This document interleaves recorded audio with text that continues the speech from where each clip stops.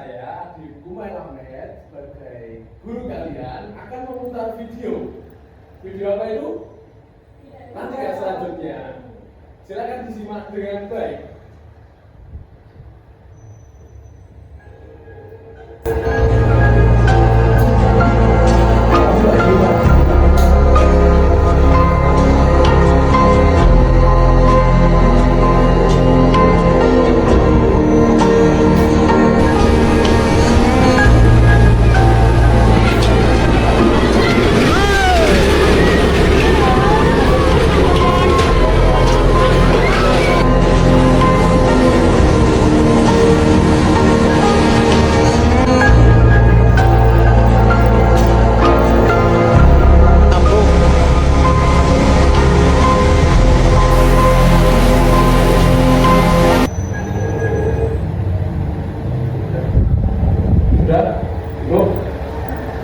Nah, bagaimana perasaan kalian setelah menonton video tersebut? Prihatin. Nah, tanpa kalian sadari, kalian sudah menguasai kemampuan menyimak. Nah, pada pelajaran hari ini kita akan belajar tentang menyimak kritis. Untuk part selanjutnya digantikan oleh rekan saya.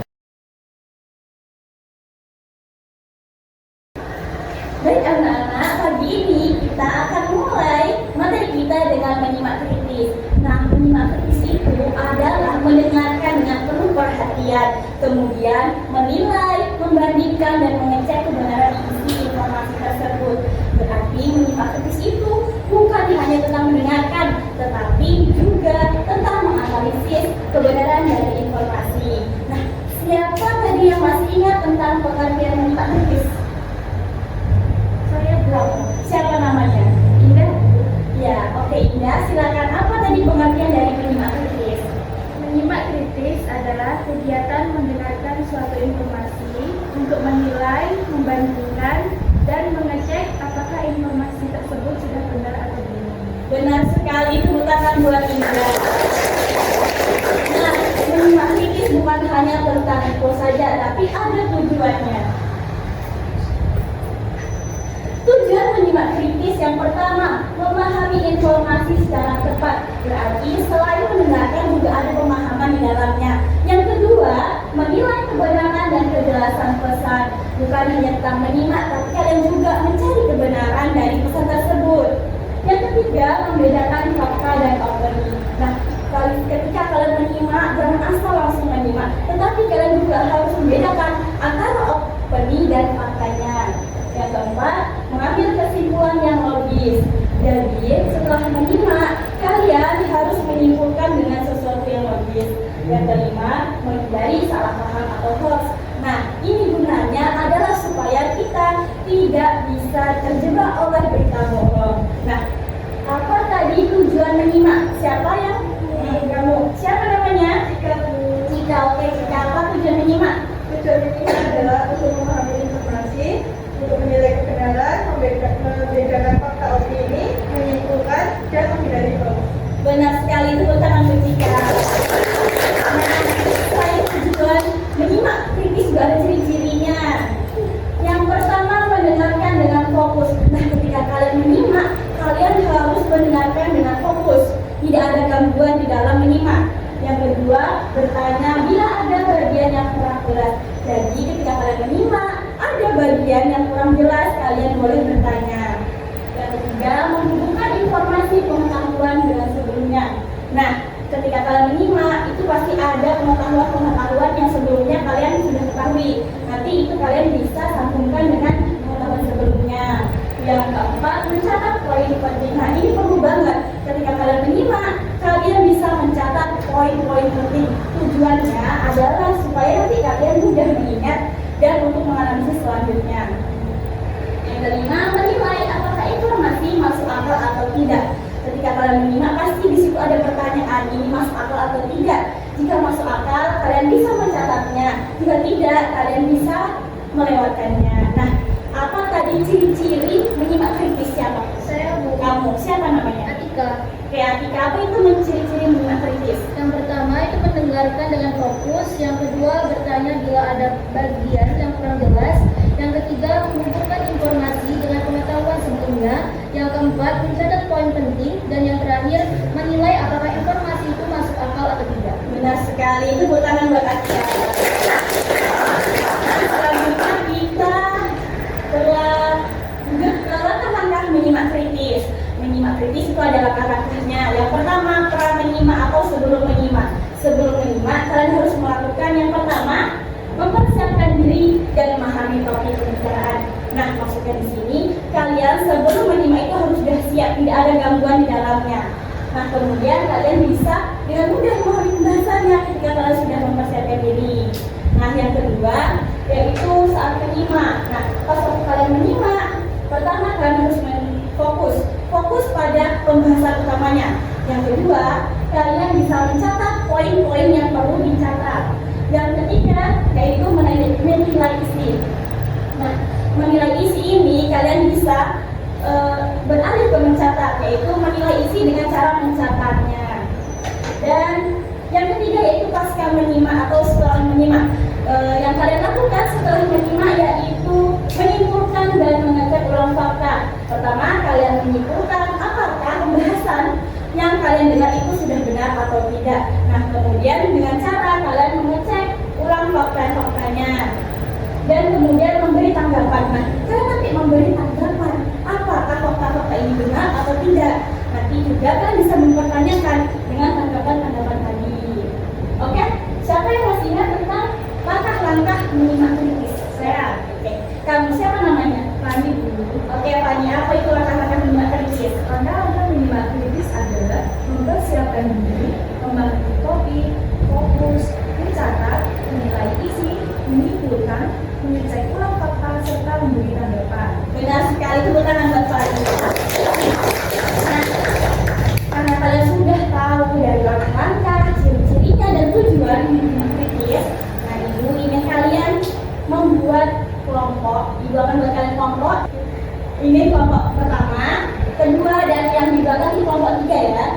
Oke, masing-masing kelompok nanti Ibu akan melihatkan video di depan dengan catatan kalian menontonnya dengan cara menyimak. Oke, menyimak kritis. Itu metode dalam menonton video nanti. Oke, ini videonya.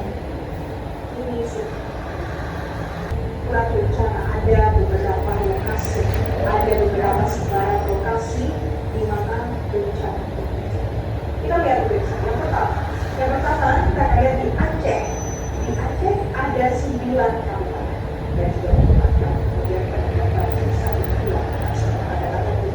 kemudian di bagian Sumatera Utara di sudah berwarna merah ada 12 kabupaten kota yang juga terendam banjir saat ini. Dan di Sumatera Barat ada 13 kabupaten kota yang terendam banjir dan tanah longsor. Jadi ini adalah 3 titik lokasi bencana yang terjadi di Pulau Sumatera. Ini adalah bencana kedua bencana yang belum besar dan penanganan sudah dilakukan sedikit mungkin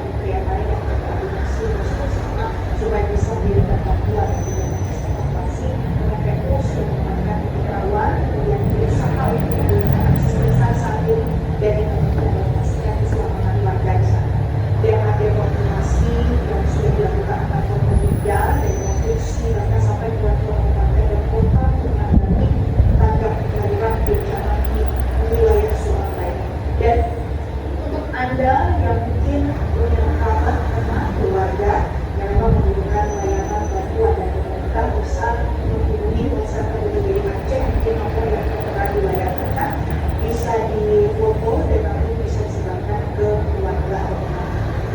Kemudian sama halnya dengan di Sumatera Utara, biasa setiap provinsi punya layanan adat darurat masing-masing. Sumatera Utara saat ini ada yang berbentuk PMK yang sudah menerapkan tim tanggap darurat di sana, kemudian juga menggabung dengan BNPB.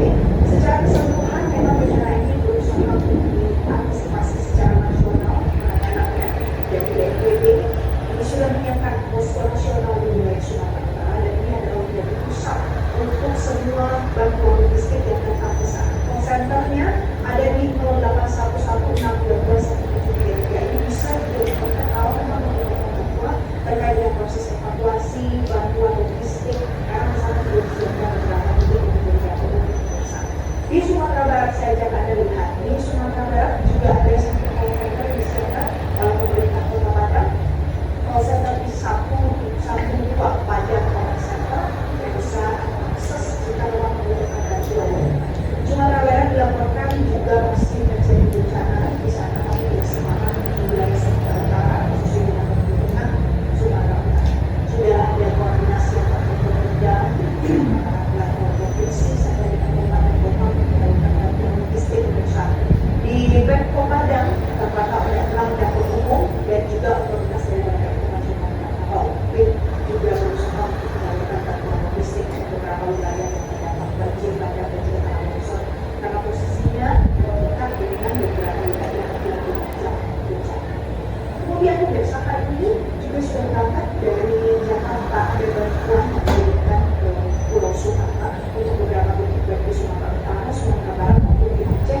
Bahkan ada bantuan yang diberikan di pasar yang biasa bisa didistribusikan nanti oleh tim Sabaritan dan juga BPD yang ada di sana. Kemudian ada stabilitas untuk bantuan komunikasi, karena terpantau untuk beberapa daerah sampai saat ini belum bisa melakukan komunikasi secara normal karena ada komunikasi belum bisa. Dan juga ada makanan instan dengan fokusan untuk konsumsi masyarakat. Ini adalah bantuan dari Presiden Prabowo Subianto yang diberikan bersatu sama pakai bersama. Dan kalau tadi jangan secepat, dan ini adalah jangka pendek yang dilakukan oleh pemerintah, BNPB dan pemerintah provinsi dan daerah. Yang pertama adalah memberikan jalur logistik di sana, karena ada beberapa yang putus jalan. Kemudian juga berusaha untuk menggunakan darurat karena memang longsor dan juga material yang dibawa jembatan dan susah untuk dievakuasi hanya dengan manusia saja. Kekuatan masyarakat dan satu lagi adalah distribusi bantuan jalur darat dan sebagainya. Saat ini memang sudah distribusi dilakukan untuk beberapa titik melalui jalur darat, tapi jalur darat memang masih diusahakan melihat masih putus.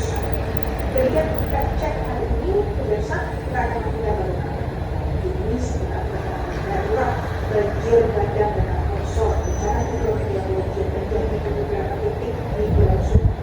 Jadi Jawa.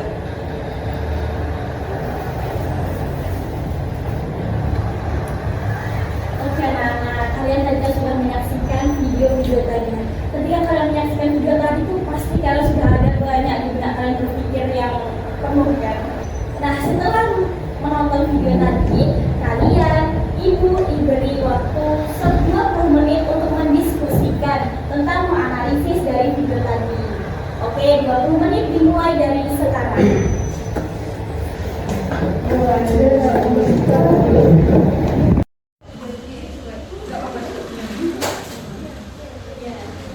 Nah, karena 20 menit sudah berakhir, sekarang setiap kelompok bisa mempersembahkan.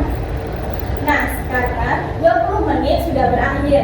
Jadi, setiap kelompok bisa mempresentasikan diskusi kalian. Yang pertama dari kelompok 1. Oke, kelompok 1 bisa perwakilan untuk mempresentasikan maju ke depan.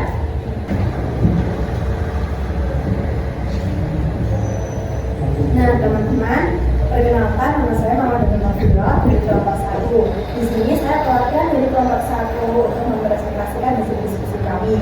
Bagian kami adalah gagasan utama dalam video tersebut. Gagasan utamanya adalah wilayah Sumatera sedang ditemui berbagai bencana alam, mulai dari cuaca ekstrem, ekstrim, banjir, longsor, gempa bumi, hingga masyarakat perlu meningkatkan kewaspadaan dan memahami penyebab serta dampaknya. Terima kasih. Nah, anak-anak, dari presentasi kelompok 1 ada yang bisa memberikan tanggapan? Saya Bu. Oke, kamu.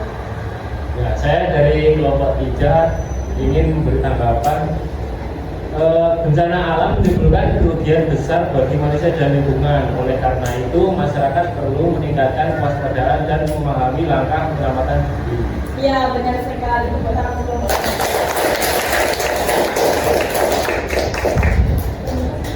Terima kasih. Oke, tepuk tangan buat kelompok 1. Sekarang menuju ke kelompok 2. Siapa perwakilan dari kelompok 2? Oke, silakan. Perkenalkan, nama saya Faridul Bimekari. Saya perwakilan dari kelompok 2. Saya akan mempresentasikan bagian argumen yang disampaikan dalam video. Yang pertama, bencana terjadi karena cuaca ekstrim yang dipengaruhi kondisi atmosfer dan perubahan pola hujan. Yang kedua, beberapa daerah di Sumatera masuk zona rawan sehingga potensi bencana lebih sering muncul. Yang ketiga, kerusakan lingkungan memperparah dampak bencana, misalnya kurangnya daerah resapan air yang membuat banjir makin besar. Yang keempat, masyarakat harus lebih waspada karena intensitas bencana sedang meningkat. Dan yang terakhir, pemerintah dan pihak terkait sedang melakukan penanganan, tetapi tetap perlu kerjasama dari masyarakat. Terima kasih. Oke, anak-anak, ada yang bisa memberikan tanggapan dari argumen kelompok 2? Bu, saya izin bertanggapan. Oke, dari kelompok 1 ya. Ya.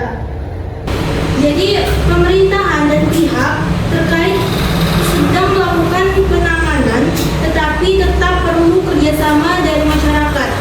Penanganan bencana memerlukan kerja sama antara pemerintah, masyarakat, dan pihak terkait lainnya untuk minimalkan dampak bencana. Iya, benar sekali. Terima kasih tanggapannya. Baik, tepuk tangan untuk kelompok 2. Dan sekarang yang terakhir yaitu kelompok 3. Ayo, siapa perwakilan dari kelompok 3? Oke, silakan maju.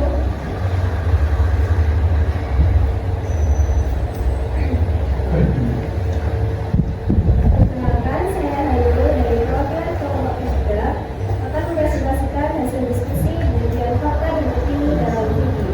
Fakta 1. Disebutkan beberapa lokasi di Sumatera mengalami banjir, longsor, atau cuaca ekstrim. 2. Cuaca ekstrim sedang melanda sebagian wilayah Indonesia. 3. BPBD dan lembaga terkait melakukan pemantauan dan evakuasi. 4. Curah hujan tinggi menyebabkan banjir di beberapa daerah. 1. Kalimat Sumatera didukung bencana merupakan gaya bahasa dramatis untuk menarik perhatian. 2. Kalimat kondisi ini cukup mengkhawatirkan merupakan penilaian subjektif narator. 3. Kalimat masyarakat harus lebih waspada dari biasanya merupakan saran dan bukan data. 4. Kalimat usaha lingkungan menjadi penyebab utama bencana.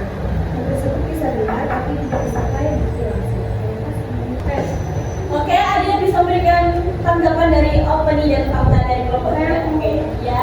Tanggapan saya adalah bencana alam adalah ujian bagi ketahanan komunitas dan seringkali memicu gelombang besar solidaritas dan bantuan kemanusiaan. Iya, benar sekali. Terima kasih tanggapannya. Oke, sekian materi dari Ibu dan akan dilanjutkan oleh Bu Ulfa.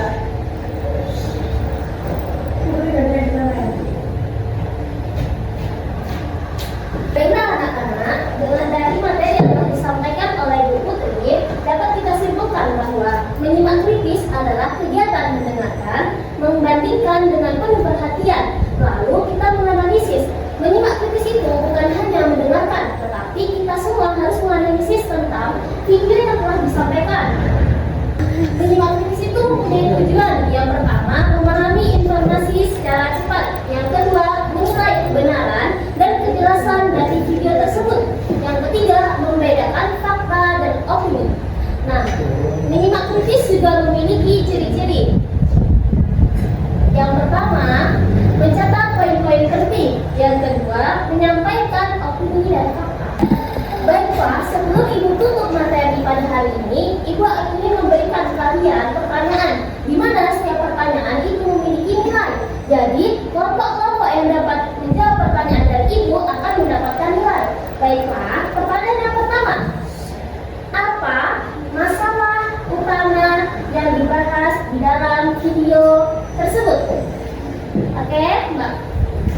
Assalamualaikum warahmatullahi wabarakatuh. Perkenalkan, nama saya Mawar Datul dari kelompok pertama. Masalah utama yang dibahas dalam video tersebut adalah berbagai bencana alam, mulai dari cuaca ekstrim, banjir, longsor, gempa bumi, hingga masyarakat perlu meningkatkan kewaspadaan dan memastikan penyebab serta dampaknya di daerah Aceh, Sumatera Barat, dan Sumatera Utara.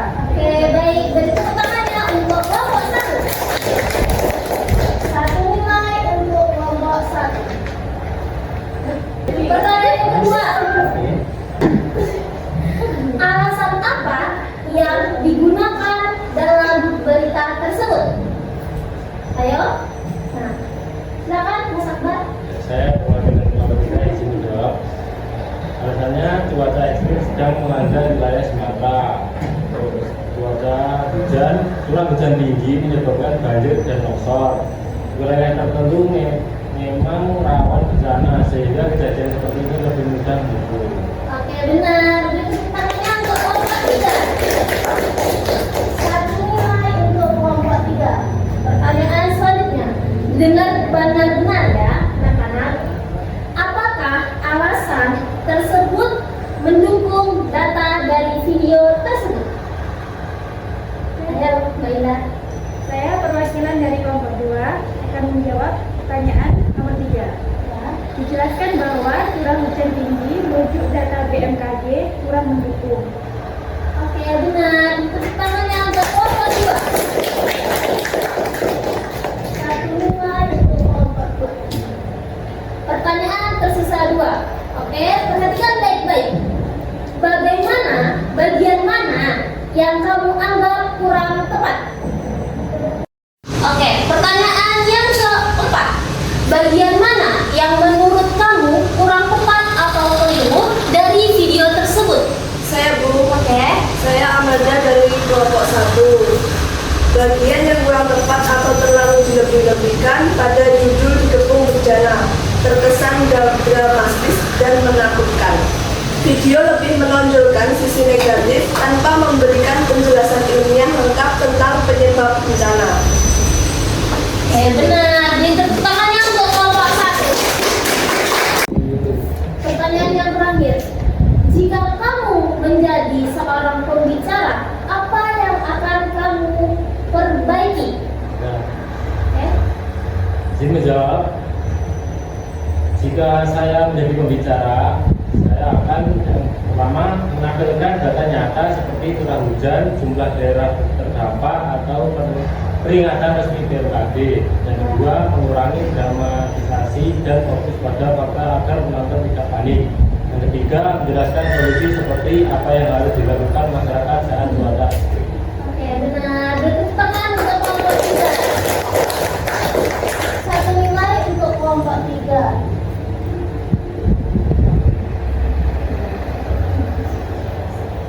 Berdasarkan jawaban yang kalian sampaikan, dengan apa yang Ibu kasih pertanyaan kepada kalian, sepertinya kalian sudah paham dan dapat memahami tentang menyimak kritis. Mungkin materi kita cukupkan sampai di sini. Kurang lebihnya, Ibu mohon maaf apabila dalam perkataan Ibu dan kelakuan Ibu